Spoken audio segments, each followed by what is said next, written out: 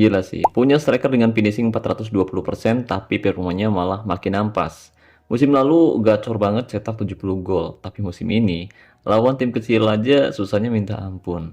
Nah, komentar dari Bang Jimmy ini adalah bukti kalau angka besar di atribut terang itu bukan jaminan, guys.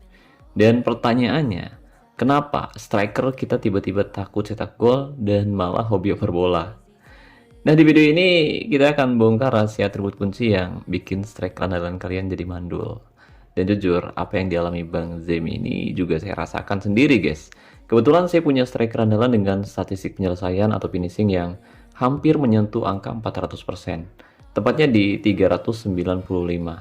Di musim-musim sebelumnya, striker saya ini benar-benar monster banget. Dia bisa cetak puluhan, bahkan tembus ratusan gol dalam semusim. Tapi musim ini saya mulai ngerasa ada yang aneh gitu, guys.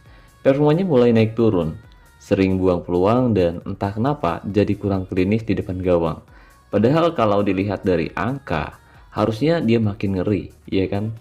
Nah, setelah saya telusuri dan analisa lebih dalam, ternyata ada alasan teknis kenapa striker dengan penyelesaian setinggi langit ini justru bisa jadi mandul. Jadi ada faktor tersembunyi yang sering kita lupakan saat terlalu fokus ngejar atribut terang, guys.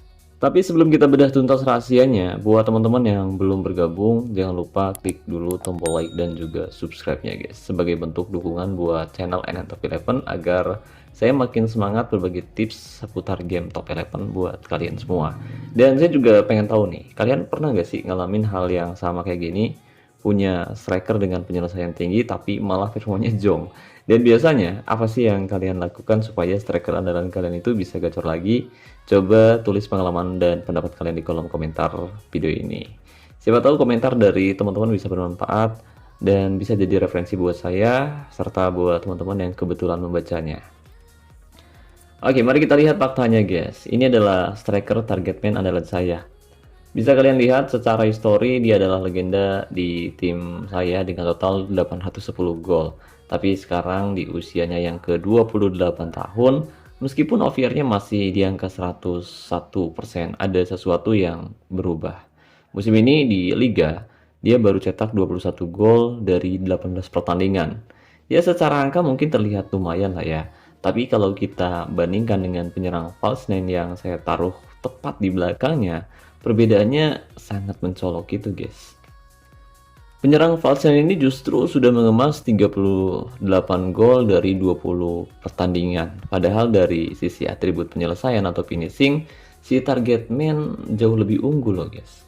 Lalu, kenapa sih false nine yang statistiknya lebih rendah malah lebih sering mencetak gol? Oke, jadi ada 3 alasan kuat yang terjadi di sini, guys. Pertama, faktor usia dan atribut fisik atau kebugaran serta kecepatannya. Di usia yang ke-28 tahun, meskipun atribut teknis seperti finishing tetap tinggi di angka 395%, biasanya atribut fisik seperti kecepatan dan kekuatan mulai menurun secara alami. Jadi dalam simulasi pertandingan, target man butuh kekuatan untuk menahan bola dan kecepatan untuk lolos dari kawalan. Nah, saat fisik ini melemah, setinggi apapun finishingnya, biasanya dia akan lebih sulit mendapatkan posisi menembak yang ideal, guys. Kedua, mekanik pergerakan false nine versus target man. Ya, sesuai perannya. False nine sering menjemput bola ke bawah dan tiba-tiba merengsek masuk ke kotak penalti dari lini kedua. Pergerakan ini seringkali gagal diantisipasi oleh bek lawan yang lebih fokus menjaga si target man. Dan inilah alasan kenapa si target man saya musim ini justru lebih banyak kasih assist. Soalnya dia seringkali menjadi pancingan atau menjadi tembok atau istilahnya mungkin pemantul kali ya. Sementara si false nine yang menyelesaikan peluang tersebut jadi gol. Kemudian yang ketiga, atribut penyelesaian bukan segalanya. Dan menurut saya ini rahasianya sih. Saat striker kita sudah mencapai angka finishing yang sangat tinggi seperti 420%, seperti milik Bang Jemi atau 395% milik saya, sistem game yang biasanya menuntut atribut pendukung yang seimbang, yaitu kreativitas dan kecepatan, jika finishingnya 400% lebih tapi kreativitasnya dan kecepatannya rendah, striker kalian akan sering terlambat menyambut umpan atau malah seringkali salah posisi saat peluang itu datang. Akhirnya, bukannya menembak, dia malah memilih mengoper bola karena dia nggak merasa dalam posisi yang enak untuk cetak gol. Biasanya sih gitu. Selain faktor atribut dan usia, ada satu alasan lagi nih yang bikin striker andalan kita jadi mandul guys, yaitu siapa yang mendampinginya di lini serang. Jadi kalian harus paham nih guys, setiap gaya main itu punya pasangannya masing-masing supaya permainannya bisa jauh lebih maksimal.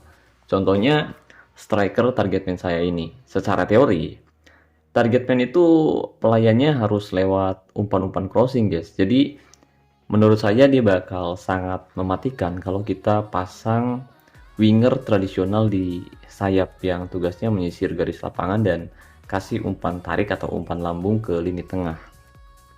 Tapi masalahnya di tim saya yang sekarang kombinasinya justru makin berantakan gitu guys. Di sisi sayap saya malah pasang inside forward dan pass winger. Karakter pemain seperti ini bukannya kasih umpan ke target man, tapi mereka justru seringkali cenderung menusuk ke dalam kotak penalti untuk cetak gol sendiri. Udah gitu di belakang striker saya taruh lagi seorang false nine jadi penyerang bayangan. Jadi di lini depan tim saya isinya pemain yang semuanya pengen jadi eksekutor semua guys, dan rata-rata mereka pengen cetak gol semua. Nggak ada yang murni bertugas jadi pelayan buat striker. Akhirnya si target man saya ini kekurangan suplai bola yang sesuai dengan gaya mainnya. Jadi dia bingung tuh mau nunggu bola di kotak penalti tapi bolanya dibawa lari sendiri sama rekan setimnya. Kan aneh ya. Berbeda dengan akun tim saya yang satu lagi. Di sana duet lini serangnya sudah sesuai banget.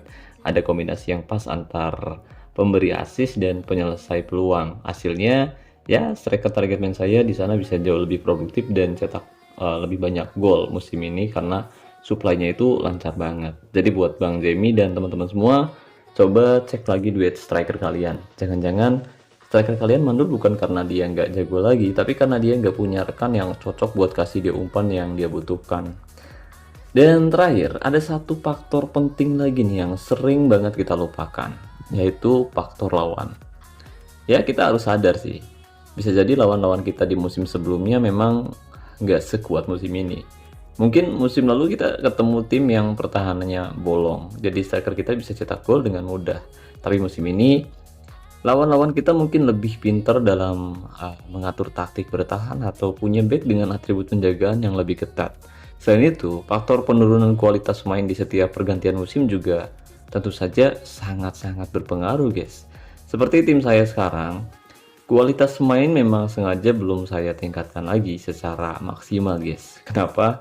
Karena jujur saya lagi fokus menabung booster kondisi atau cendol ya guys ya. Saya sengaja stok booster sebanyak mungkin sebagai persiapan untuk menyambut update besar Top 11 2027. Widih. Ya, update besar banget. Top 11 2027 kemungkinan akan dirilis di awal musim ini, guys. Keren. Jadi kalau performa tim agak menurun sekarang, itu adalah bagian dari strategi jangka panjang yang saya lakukan agar di musim depan atau di update Top 11 2027 kita bisa langsung tancap gas saat update baru dirilis nanti, guys. Jadi buat Bang Jamie dan teman-teman semua, itulah rahasia di balik striker yang punya atribut finishing tinggi tapi performanya malah mandul. Mulai dari masalah usia, ketidakseimbangan atribut pendukung, kombinasi rekan duel yang kurang pas, sampai faktor kualitas lawan dan manajemen tim. Intinya jangan cuma terpaku pada satu angka besar aja guys. Kalian harus perhatiin juga tim kalian secara keseluruhan ya guys ya. Dan semoga penjelasan ini bisa bermanfaat dan bisa memberi pencerahan buat strategi tim kalian ke depannya. Kalau kalian punya tips tambahan atau ada hal lain yang ingin dibahas, kalian bisa langsung saja ramaikan kolom komentar di bawah video ini. Terima kasih sudah menonton sampai habis. Saya Nur, sampai jumpa di video selanjutnya. Salam olahraga, salam Top 11 Indonesia.